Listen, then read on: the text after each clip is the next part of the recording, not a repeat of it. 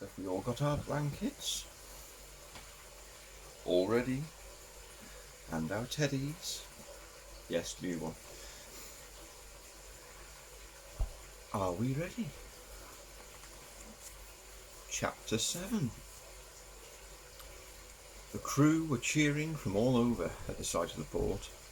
To Jenna it looked busy, crowded and dirty. Smithy appeared at her side. His face was like stone, but his words were gently spoken. Not that anyone's told you, but you may see some things here that don't seem right.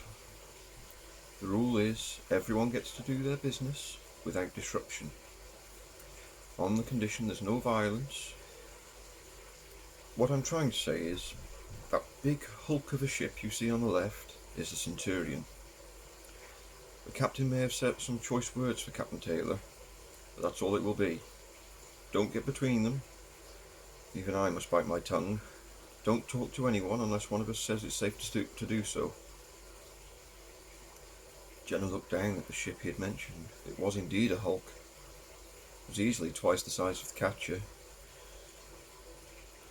and had more cannon holes than Jenna could count. Its sails, black as the night sky, were being rolled up by the crew.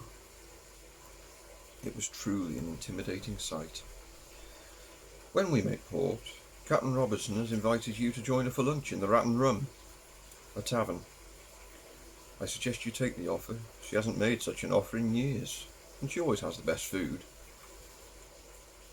It was then that Jenna realised she hadn't eaten properly since the very small meal she had on board all those hours ago. She really did fancy some hot food. A meal wouldn't hurt. She could contact her grandfather afterwards. She watched in awe as the two ships lashed together approached the port. As they got close, a team of men on the dock threw new ropes and pulled the Catcher to its own dock away from the Phoenix. Jenna didn't have to wait long to leave the ship. She'd never seen people move so fast as the crew got off the ship. Captain Jones approached her as he headed for the ramp. He held her pyjamas, washed and pressed in a neat bundle. We leave again in the morning. Should you decide to stay with us, you'd be most welcome. If not, I understand. It's certainly a lot to think about. If I don't see you again, it's been an absolute pleasure, Miss Jenna. The captain bowed and swept his arm in a wide gesture, smiling.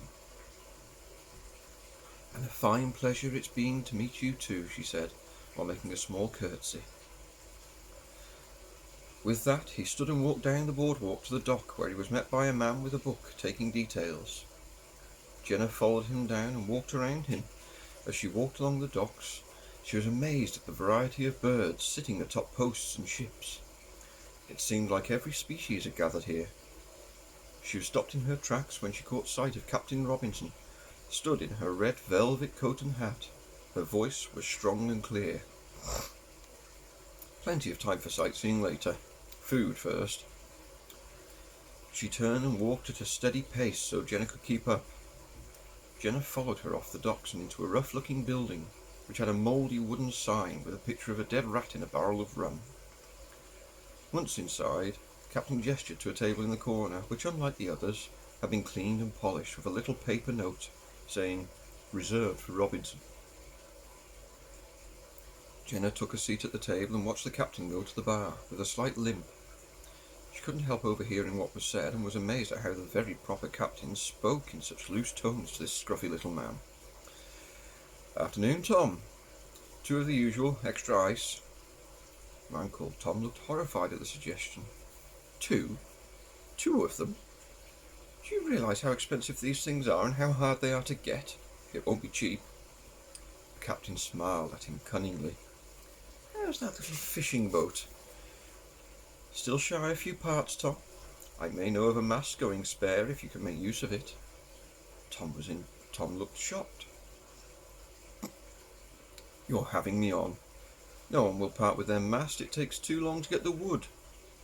Her smile deepened. The Catcher is in dock for repairs after a scuffle with the Centurion. She lost her mast, but the last 20 foot or so is still solid. That's about the size you were after, wasn't it? His face turned to stone. When he spoke, there was an edge of venom in his voice. Fine. 2 it is, but if you're lying to me, this is the last time. Good boy. The captain turned and walked to the table. She took the seat opposite Jenna. She took a moment to remove her hat and place it on the table, as well as undo some buttons on her jacket. After a moment, sizing the young girl up, she took a breath and spoke quietly in the same loose tone she'd spoken to Tom with. I understand you probably know why I asked you to join me here. There's no need to be shy. Not as scary as they make me out to be. Jenna still sat quietly, not sure what to make of this surprise meal. I'll admit it did seem strange that you'd want me to join you, especially with how we'd never met. We never needed to meet. I know the look in those eyes. You're from down below, from terra firma. That's why I'm always so strict with the people up here. They have no discipline. I'm from down there too, as is the one you call Smithy. That's why we get on so well. Jenna couldn't believe her ears. She really wasn't alone up here. There were so many questions to ask. Did she have family? A way to call home? Or better, a way to get home? As she opened her mouth, Captain Robinson reached over and held Jenna's hand. Before you say a word, I'm going to answer what I think you want to know. Then you can ask me any questions you have left. Does that sound fair? Right. Jenna nodded, not sure what could be coming. Okay. I chose here because it's my favourite tavern for food, and I know we'll be left in peace. While we sit here, you can call me Jude. As I say, I'm from down there too. Had a nice company of my own, was doing really well too. Then I found that blasted button. Got grabbed quick as a flash, and suddenly I'm on a pirate ship, sailing through storm clouds. Look, I'll tell you what you need to know, and then you can ask me what you want to know. Still fair? Jenna nodded. Still not sure where this was going. The woman's voice was familiar somehow, but still had Jenna on edge. As Jude was about to speak, Tom appeared with a tray. He glared at the captain as he put down 2 plates. Jenna knew the smell right away. It was fried eggs with sausages and beans. Under the delicious food were 2 very thick slices of bread, almost as thick as the fat sausages on top of them. As Jenna took in the smells and thought of how much her granddad loved a fried breakfast, Tom set down 2 large glasses filled with ice and a glass jug of sparkling orange juice. Jude looked at the man, smiling. "Well, thank you, Tom." The man half smiled and walked away. Where to start? Okay.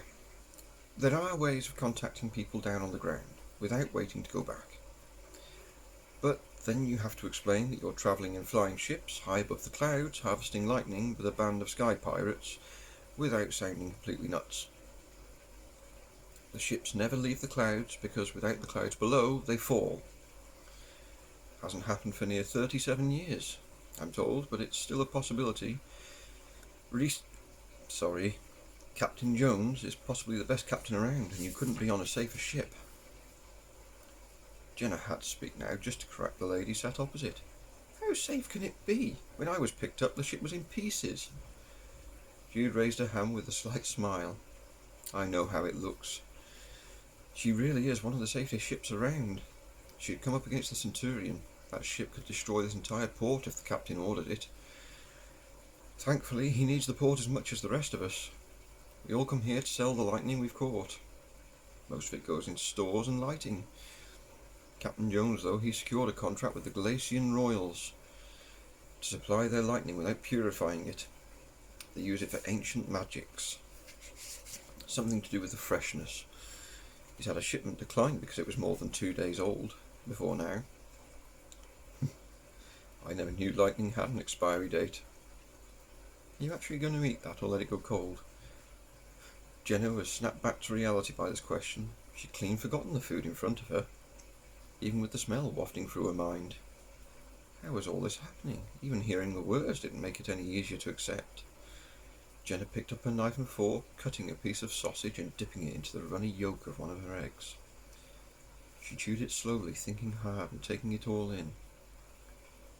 After she finished chewing, she swallowed and took a drink of orange juice. She didn't want to write home anymore. There were more important questions. If the Catcher really is the best ship, how did the Centurion catch it to do all that damage? I mean, if she really is the fastest, she could have gotten away. Captain Robinson took a deep sigh. Speed only works if you see what you're running from, I'm afraid. The Centurion may be big, but her captain has a knack for hiding in the clouds. Most don't see him until it's too late. He caught me out a couple of years ago. It took me so long to get back on my legs. The Phoenix took 7 weeks to repair in dock. At first I thought she was beyond repair. But Tom and his friends, they have a way of fixing almost anything. Sorry I'm rambling. I have a bad habit of talking too much when I'm comfy.